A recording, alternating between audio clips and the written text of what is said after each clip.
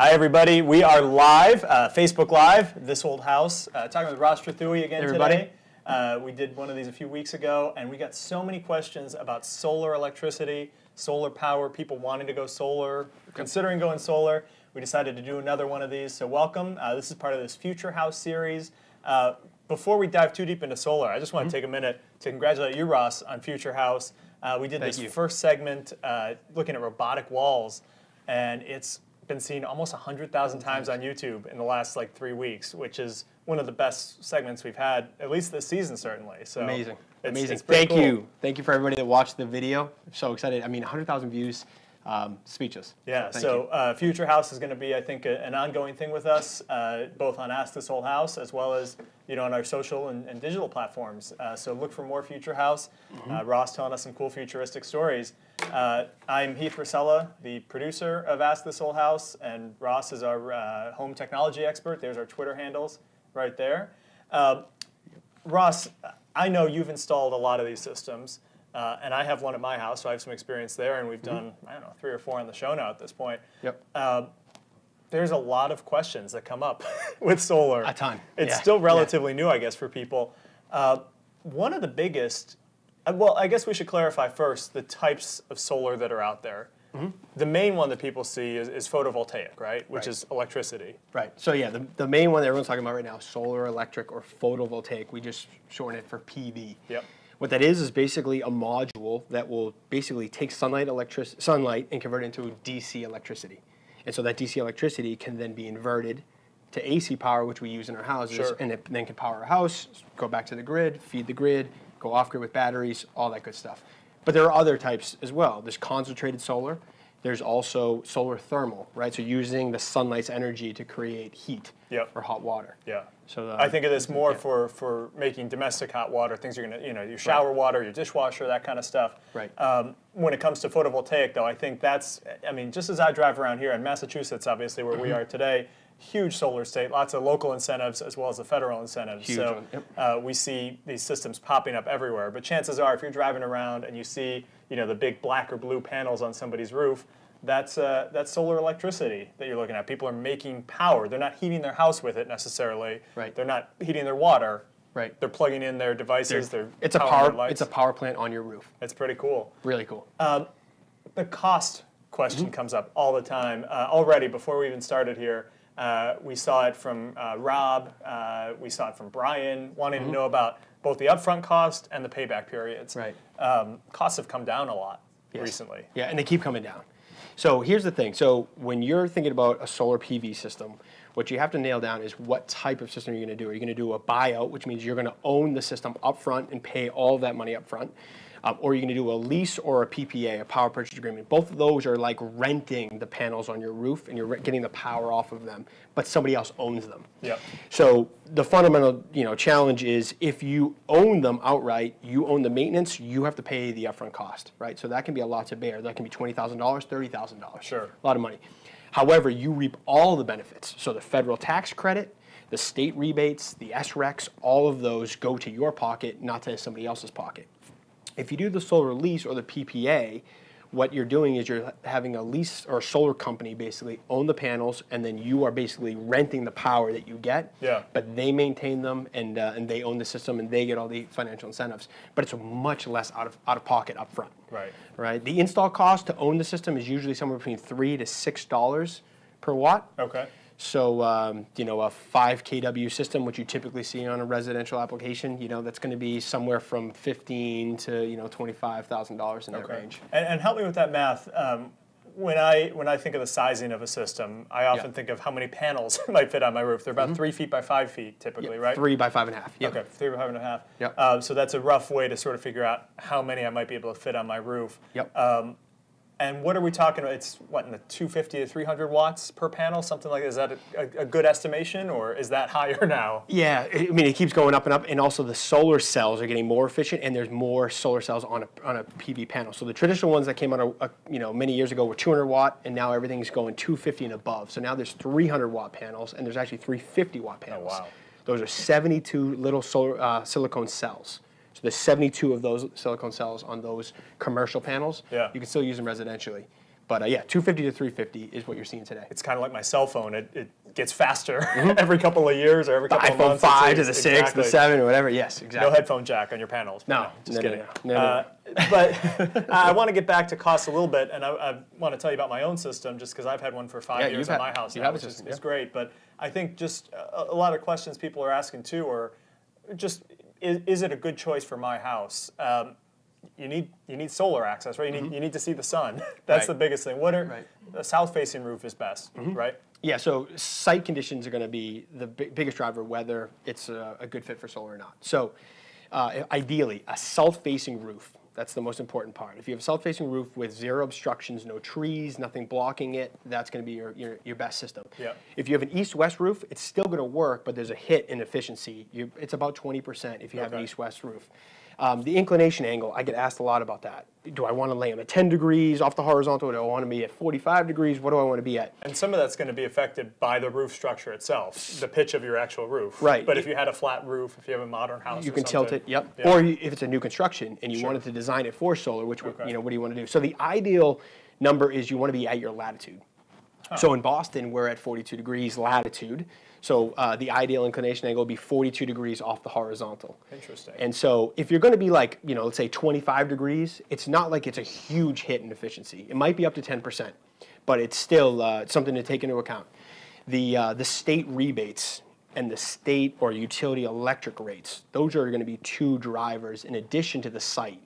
Directly, that are going to have a huge effect on your payback, your return on investment, and everything else. And part of the utility stuff, I mean, people sometimes, they still 5 years later drive by my house and have no clue how these things work. It's this kind of magic. Right. The sun is hitting, it's making electricity. I'm here most of the time. I'm at work when the sun is out.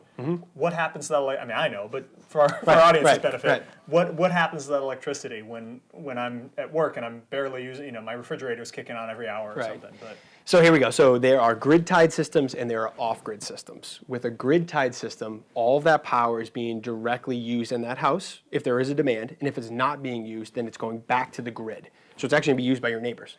And I'm getting a credit for that. And you're getting a credit for that. It's really cool.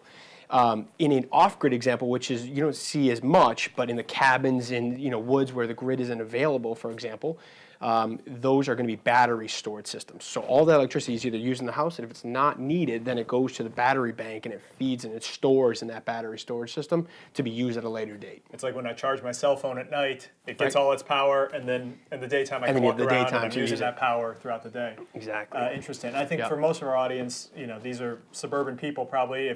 If you're paying an electric bill now, if there's an electric meter on your house, you're already tied into the grid, and you can add a solar system and send the power back to the grid, right? Absolutely. Are there restrictions to that? I know here in Massachusetts, it's pretty easy. They changed my meter out when I got my system. But are there restrictions on that, at least in the U.S. right now? Are there states where I can't feed power? Yeah, there's going to be some utilities that will not allow you to interconnect. So there's you just can't do it. They're just not allowing you to do it. There are certain utilities that will allow you to do it, and there are certain states that will or will not allow you to do it. Now, here's the thing. There are 11 states right now that have a what we call our SREC program. Okay. That's a solar renewable energy credit. Yeah. Right. So you can just Google SREC, S-R-E-C, and if you're in one of those states and you're basically buying utility power from one of those companies, what they're going to do is they're going to give you an added incentive to be able to put. If you put solar on your roof, you basically gain more tax credits, more advantages by doing that. Sure. So when I talk about site, if you're in one of those states, it's going to be that much better to be in one of those states that offers an SREC program versus one that doesn't offer an SREC program. Same thing to be said about states that have a very, very high cost of electricity versus a low cost of electricity. That's going to have a huge bearing on payback, return on investment. Sure. We're talking to home technology expert Ross Trethewey.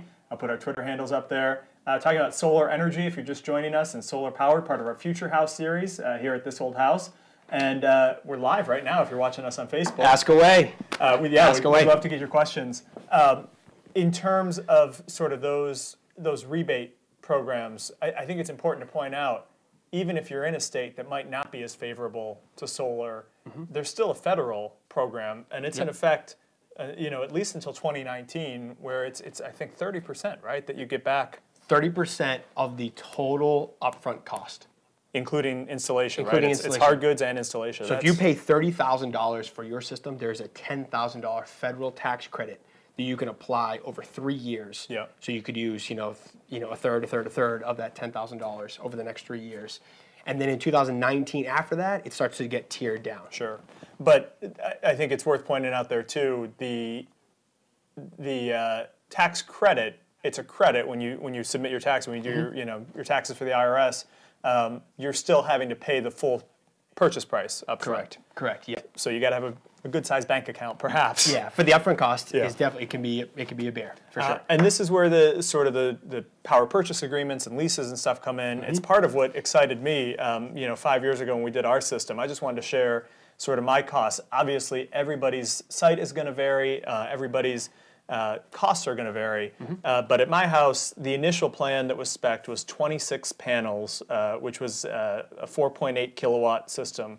I'm sorry, I'm looking at 20 panels. We ended up going with 20. I think the price I'm looking at might be for 26, though. At some point, there was a discussion about how many panels we wanted. If I wanted to own that system, the retail cost on that was $30,000. After the rebates, as you said, it came down to $20,000. I did not own because that's a huge chunk of money. Yeah. But I was offered 2 lease options. One was a one-time payment, which was around $5,000. Yep. We wrote 1 check at the beginning of the process when they put the panels in, and now we have an agreement with this utility company for the next 20 years. With the solar company. With the solar company, Yep. yeah. Yep. I don't pay them another dime, which has been awesome. And I you also locked in a lower rate of electricity. Essentially, off that roof. The power coming off the roof we own in this case. It's a lease, so we're leasing the equipment, but the power is ours. I get a utility credit, and for the first 3 years or so, we didn't have any electric bill. What would happen is from the main utility, I should say, we're sending power back to the utility during the day, and then at night pulling from the grid. But for 3 years or so, we would make a lot of power in June, July, August, and then in January, February, March, when it's darker out, that we'd kind of live off that bank. We've had kids since then. We're using more power in the house. So now I think my last electric bill was $19 or something. Right. But the other option, even $5,000 is a big out-of-pocket cost. I should say this is 5 years ago's numbers, so it might be different where you are. That's about $6 a watt. Yeah. So that's come down dramatically. Half that you're saying now. Yep. 3 to 4. The other option is a low upfront lease. So like leasing a car, I would have had to put $2,800 down, but then pay a utility bill $26 a month to the solar utility every month for 20 years, and then in addition, if I owed anything on top of that to the electric grid. So affordable though, if need be, $2,800, definitely not $30,000. Right. Still, huge difference. Still an investment, but and you're saving money every single month. It's huge. You're not having to pay out $100 or whatever it is to your utility every single month based on what your electric bill is. So I would say to everybody at home that's thinking about solar, you've got to get a reputable company in your area to come take a look at your roof and have them give you the 3 different options: a power purchase agreement, a solar lease program, and then a buyout program. And then that way you can compare and contrast the 3 different options for financing to see what's best for you. Already questions coming in on the lease front from Johnny and from Lee, very similar questions. Who's responsible for fixing the system if you lease it? So if you lease it, it's going to be on the solar company. Yeah. So because you're leasing it from the solar company, they basically own the panels. They're the ones that have to maintain it. If you own the system, then you need to get a solar company to come back and fix it. And so that may be an out-of-pocket expense if you own it. And let's talk about some of the maintenance stuff. Even on my own house, I'm very happy we did the lease because now I've had twice microinverters, which are the device that changes the DC power coming out of the panel to AC power that we can use in our house. Right. I have 20 of those under each of my 20 panels. I've had 2 of them now over the last 5 years fail. Yep. I just call the solar provider. They come out and repair it at no cost to me. But a typical homeowner, either on the microinverter side or if you have a main inverter, those big inverters only last, 10, 12 years sometimes. Depends, but 10 to 12 years, I think average expectancy. But the thing, the microinverter example for your house, a panel, microinverter, if one of those fails, it's still under warranty. Typically, it's a 20-year or 25-year warranty for that device. From the manufacturer From the manufacturer. So what you're going to do is you're going to have to pay for the labor of the solar installer to come replace it, but you're not paying for the hard goods. If I own the system. If you own the system, sorry. If you own the system, right. You're just comparing and contrasting. Sure, definitely. The advantages and disadvantages there. Yep. In terms of, we talked about south facing is best, east or west sort of second best. Yep. What about the angle of the roof or the pitch of the roof? Is there a way to, if you don't have an ideal setup, can you change it throughout the year? Dan is asking that. So there are what they call solar tracking systems. So they're one-axis tracking systems that basically will just rotate about one axis, and there are two-axis tracking systems that will actually track up and down and left to right. And what they'll do is they'll actually follow the sun throughout the day. That's typically what we call a pole mount system, where it's a pole and then you have the solar panels all facing perpendicular to the sun at all times. These would be sitting in my backyard. This like a wouldn't be on my satellite roof dish. Picture a satellite Yep. dish kind of thing, Okay. where it's following the sun. Now those are very expensive up front. Sure. So typically, I'm a true believer that if we like to put these solar systems on roofs, on carports, on landfills, on things like that. I don't want to just do ground mount systems everywhere on good usable land, especially farmland, Sure. where we want agriculture still to thrive and grow. So, but yeah, if you have if you wanted a tracking system, I would say take a look into one of the companies that provides it. But typically, if you have a south-facing roof or even an east-west facing roof, I would start there first. Definitely. Now wait, one more thing I forgot to add. If you have an old roof, if your roof is 25 years old, for example, I would not recommend putting solar on it until you get a new roof. The last thing you want to do is put solar on your roof and then have a roof leak where they have to come back and remove all the panels and then redo and reflash and reshingle your entire roof system. I know when we've done solar stories in the past, both thermal and PV for the show, it's not just you and Kevin up there. Sometimes it's our camera crew, it's a lighting guy, it's the solar installers. Yeah. The shingles get trampled, and your point is, if even if you have a 10-year-old roof, you're gonna have 3 or 4 guys walking around up on the roof there. Yeah. It's probably worth replacing your roof before you do the panels. If we could start with a new roof, that would be your best bet. Yeah. And sometimes they can actually put in some of the structure when they're replacing the roof. Yeah, which is great. Kill 2 birds with one stone. Talking to home technology expert Ross Trethewey, part of our Future House series here. You can follow both me and Ross on Twitter there. There's our handles. Keeping up with the lease comments, Michael Gakowski is wondering, is the lease transferable when you sell the house? Ooh, that's a good question. I can tell you from my experience anyway. Yeah, go ahead. What we encountered, there's 2 things there. It is transferable in our case, and I know since we paid up front, I would think any buyer would say, sure, we don't owe anything, we just have to sign that we own it now? Yeah. Okay, fine. We were also given a chart, though, that it's a prorated amount, basically, that if we decided 1 year in that we wanted to rip those panels off, we said, you know what, we're selling the house, the new owners don't like it, or whatever. Get rid of it. The charge for us was $16,156, and that basically stayed in that ballpark for the first 2 to 3 years. Year 5 right now, if today I put my house on the market and the new owners didn't want it, or I just decided I want to take it down, it's $9,000. By year 16, it costs nothing. Yeah, so I could call them 16 years in and say, I want it down. It doesn't cost me anything, and they'll take it off. Right. Realistically, that would never happen. Realistically, yeah. But it is interesting. There's some aesthetic sensitivities sometimes to this, right? That's true. And that's maybe just part of adjusting. We have that debate a lot when we're talking about the front of historic houses. And, we say, well, that wouldn't have been there, that wouldn't have been there. But we're very quick to overlook an electric meter. Right. We're very quick to overlook a gas meter. Right. There's certain things that we know. A necessary evil. Yeah, right? Exactly. You need to have it. Solar panels to some extent. I mean, if I had a beautiful 1600 salt box, maybe not. Right. My house is a 1910 farmhouse. It's not that distinguished. I kind of like how they look up there. Yeah. It all depends. Me too. If you have a modern house. And to further elaborate on that, companies are coming out with new solar technologies every day. So I saw a bunch of comments about the Tesla solar shingles. Let's talk about that. So I don't want to go too far off topic, but there are companies coming out with shingles, what we call building integrated photovoltaics, BIPV. And what it is think of a clay tile or a asphalt shingle that actually looked like an asphalt shingle, but it was a solar panel. I think that to me is the future of solar.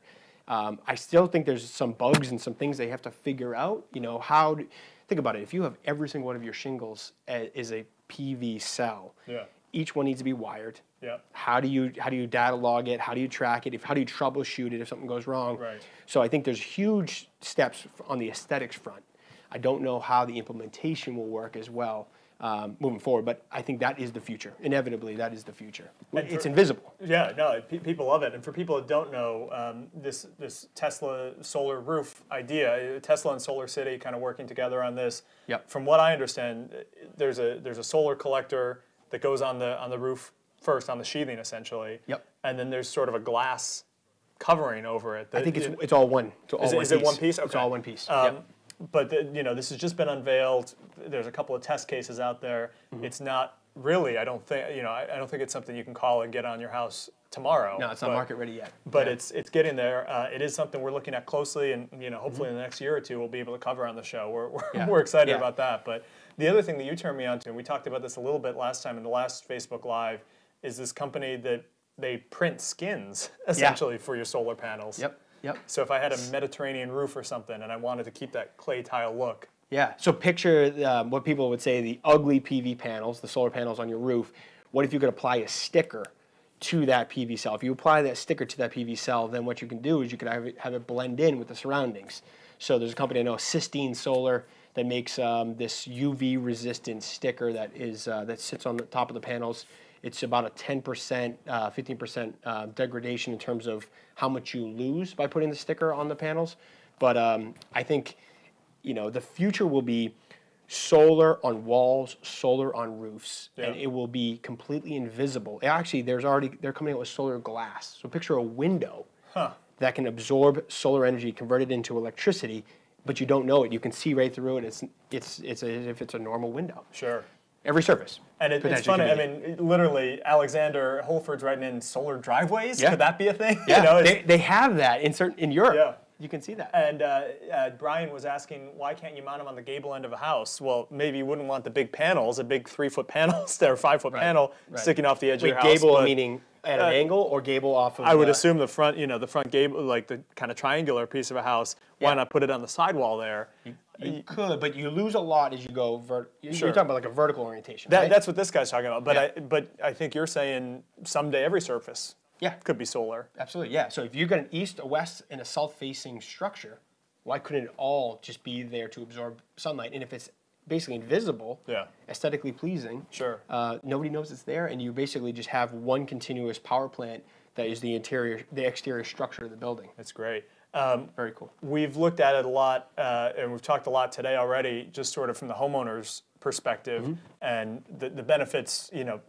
Again, in my case, no electric bill for at least 3 years was a huge plus. That's zero. But yeah, it's great.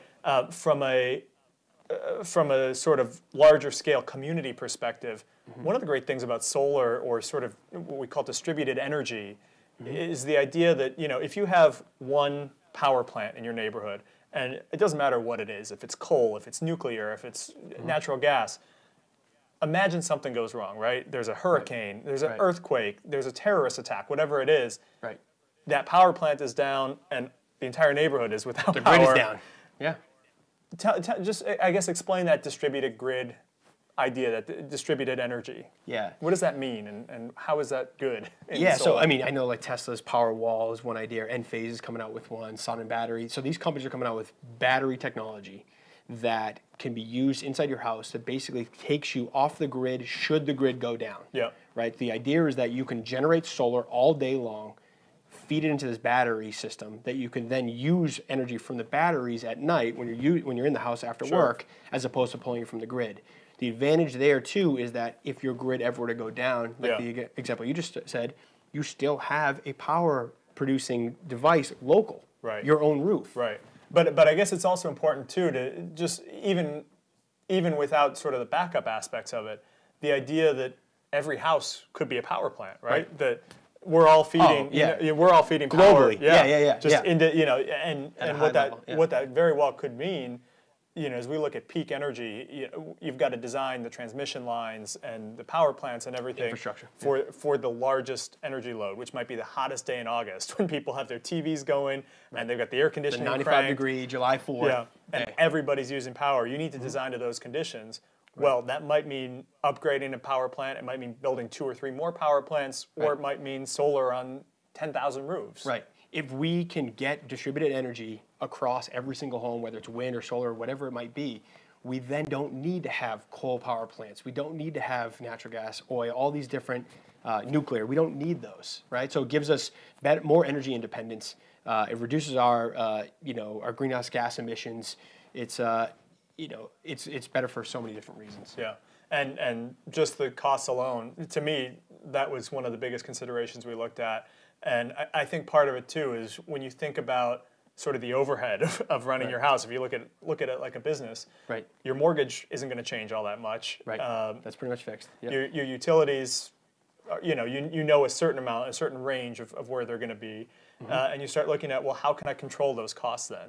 And I think solar is a great way to take care of the utility side of it. And for us, it was probably a 4 or 5 year payback period. That $4,000 or $5,000 that we paid for it, it's gone. I don't think about it. But I'm not writing a $70, $80, $100 check every to single the month. utility company anymore. I'm writing a $20 check, and that's $80 in my pocket that we're going out to eat or awesome. doing something fun, going on vacation, whatever. That's the power of it. That's the power of the solar. We're going to wrap it up here real quick. Talking with home technology expert Ross Trethewey, part of our Future House series.